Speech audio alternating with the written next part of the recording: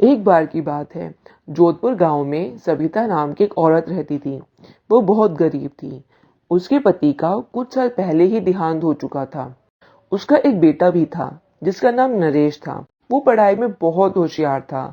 उसकी माँ सविता घर चलाने के लिए लोगों के घरों में काम किया करती थी, लेकिन नरेश को अपनी माँ का दूसरों घरों में काम करना बिल्कुल पसंद नहीं था। माँ, आप दूसरों के घरों में काम क्यों करती हो? अगर काम नहीं करूंगी तो हम खाना कहाँ से खाएंगे बेटा, और घर कैसे चलेगा हमारा। लेकिन माँ, मुझे आपका काम करना बिल्कुल पसंद नहीं। मैं कहीं मेहनत मजदूरी कर लूंगा। नहीं बेटा, अभी तुम बहुत छोटे हो, तुम अपनी पढ़ाई पर ध्यान दो। मैं चाहती हूँ कि तुम पढ़ लिख कर एक बहुत बड़े अफसर बनो। सविता जहाँ भी काम करने जाती, नरेश को अपने साथ ही लेकर जाती थी। वो नरेश को अच्छे से पढ़ाई पूरी कराने के लिए कभी किसी के घर बर्तन धोने का काम करती थी, तो कभी किसी के घर खाना बनाया करती थी। और नरेश भी सविता के पास बैठकर ही उन्हीं घर के बच्चों की पुरानी किताबों को पढ़ा करता था। ऐसे ही दूसरों के घरों में काम करके सविता ने कुछ पैसे जोड़े थे।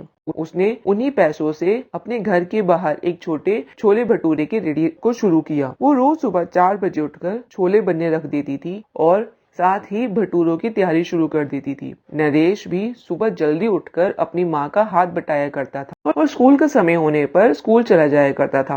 शुरू में गाँव वालों ने उसका बहुत मजाक बनाया था, लेकिन फिर धीरे धीरे सबको उसके हाथ के छोले भटूरे बहुत ही पसंद आने लगे थे, जिससे कि सविता की अब अच्छी कमाई होने लगी थी। अब सविता ने नरेश का दाखिला शहर के एक बड़े स्कूल में करवा दिया था। इतने बड़े स्कूल में दाखिला करवाया है, देखना पछताएगी बाद में।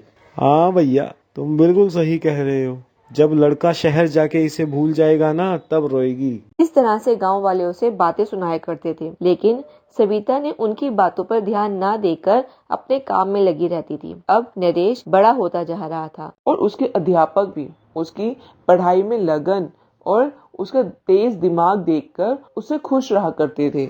माँ, मैं कॉलेज में पहले नंबर पर आया हूँ और कॉलेज वालों ने मुझे इनाम में मेरी आगे की स्कॉलरशिप दी है। खुश रहो बेटा। माँ, मैं डॉक्टरी की पढ़ाई के लिए शहर जाना चाहता हूँ। जाओ बेटा, अच्छे से मेहनत करना। ऐसा कहकर सविता नरेश को शहर भेज देती है। कई साल बीत जाते हैं, लेकिन नरेश गांव वापस नहीं आता। अरे ये सविता का लड़का नरेश शहर से वापस नहीं आया क्या?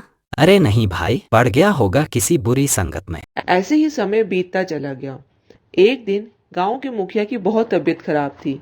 सविता भी उस समय वहीं काम कर रही थी। इनकी तबीयत बिगड़ती जा रही है, इनका बचना बहुत मुश्किल है। इतने में ही नरेश शहर से वापस आ जाता है। वो सीधा सविता से मिलने मुखिया के घर आ जाता है। मैं पहले अपनी माँ के पैर छूता है, फिर माँ से पूछता है, माँ, मुखिया जी को क्या हुआ? इनकी तबीयत बहुत खराब है, डॉक्टर ने जवाब दे दिया है। रुको माँ, मैं देखता हूँ। फिर नरेश इतना कहकर मुखिया जी का इलाज करने लगता है। नरेश की दी हुई दवाई लेकर मुखिया जी ठीक हो जाते हैं। फिर थोड़े समय बाद ही ठीक होने पर मुखिया जी नरेश और सविता का शुक्रिया अदा करते हैं।